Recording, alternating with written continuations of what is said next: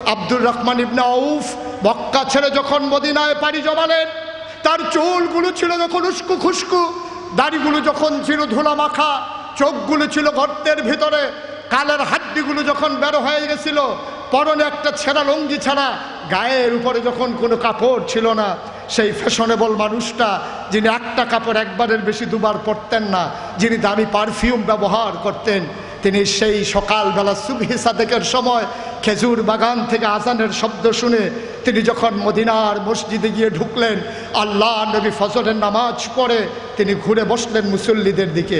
হঠাৎ করে তার নজর পড়ে গেল মসজিদের কোনায়। তিনি তাকিয়ে দেখলেন উস্কো খুস্কু চুল, দাড়িগুলো তার ধুলা মাখা, চোখগুলো তার গর্তে, একটা মানুষ বসে আছে নিচু হয়ে। নবীজি উঠে দাঁড়ালেন, তিনি তাকিয়ে বললেন, ওই কোনায় কে বসে আছে? আবার আব্দুর রহমান না? নবী উঠে দাঁড়ালেন, আব্দুর রহমান উঠে দাঁড়ালেন, গাল বেয়ে বেয়ে আব্দুর রহমানের পানি পড়তেছে। আব্দুর রহমানকে জিজ্ঞেস করলেন, আব্দুর রহমান, তুমি কি সেই আব্দুর রহমান না? তুমি কি সেই আব্দুর রহমান না যে একটা পাঞ্জাবি একবারের বেশি দুইবার পরতা না, যে মানুষটা দামি পারফিউম ব্যবহার করতা? তুমি কি সেই আব্দুর রহমান না? আব্দুর রহমান বললেন, জি ইয়া রাসূলুল্লাহ, আমি সেই আব্দুর রহমান। আমি যদি আজও মক্কায় থাকতাম, আমি মক্কায় আনন্দের সাথে কাটাতে পারতাম, কিন্তু সকালবেলা উঠে যখন দেখলাম আপনি নাই, আমি ঘরে আসলাম, আমি রওনা করলাম আপনার উদ্দেশ্যে। কাফেররা আমাকে আটকে দিল, দারুন নাদওয়ায় নিয়ে আমার কাপড়গুলো খুলে ফেললো, আমার টাকাগুলো জমানো টাকা রেখে দিল। আমি রাতের আধারে আবার বের হয়ে গেলাম, পথ পাড়িয়ে পথ মারি দিয়ে গোসল না করে খাবার না খেয়ে আমি আজকে সকালবেলা মদিনার সীমান্ত ক্রস করেছি, বর্ডার পার হয়েছি। ও নবী আমার, আমি ইচ্ছে করলে আনন্দ করতে পারতাম, কিন্তু যেই মক্কায় আমার নবী নাই, সেই মক্কায় আব্দুর রহমান থাকবে না। শুইতে পারছিলাম না, আমি অস্থির হয়ে গিয়েছিলাম। ও নবী, যেই নবীকে এক নজর না দেখলে পাগল হয়ে যায়, আপনি নাই, এই মক্কা আমার না। আমি চলে রওনা করলাম, আজকে এসে ঢুকলাম। আব্দুর রহমানকে নবী বললেন, এই মদিনার মুসলমান জায়গা করে দাও। মসজিদের ভেতরে রাস্তা হয়ে গেল লম্বা করে।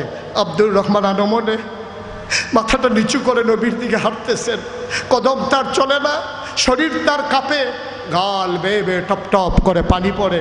নবী এগিয়ে গিয়ে তাকে ধরলেন, জড়িয়ে ধরলেন বুকের মাঝে। তিনি চোখের পানি দিয়ে আব্দুর রহমানের পিঠ ভিজিয়ে দিলেন, আব্দুর রহমানের চোখের পানি দিয়ে নবীর বুক ভিজিয়ে দিলেন।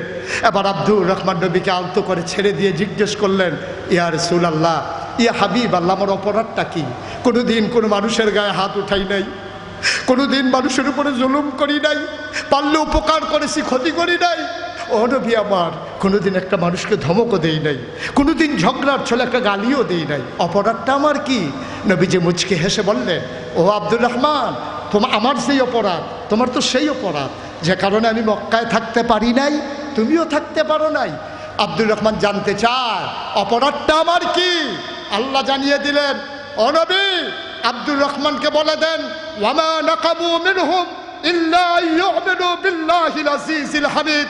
আব্দুর রহমানের একটাই অপরাধ, ওই মহাপরাক্রমশালী এক আল্লাহর উপর ঈমান এনেছে। ঠিক কিনা বলো?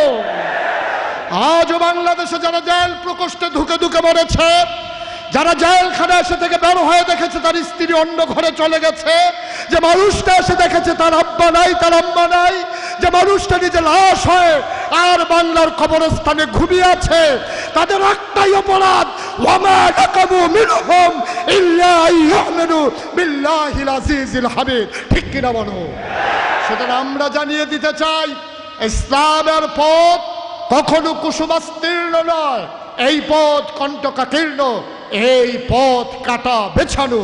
সুতরাং আজকে দীপ্ত শপথ নিতে হবে, আজকে দীপ্ত শপথ নিতে হবে, সীসাডালা প্রাচীরের মতো ঐক্যবদ্ধতা তৈরি করে জানিয়ে দিতে হবে, আমরা জানি এই পথে চলতে গেলে মামলা হবে, হামলা হবে, জেল জুলুম নির্যাতন হবে, প্রয়োজনে জীবন দেওয়া যাবে, ঈমান দেওয়া যাবে না।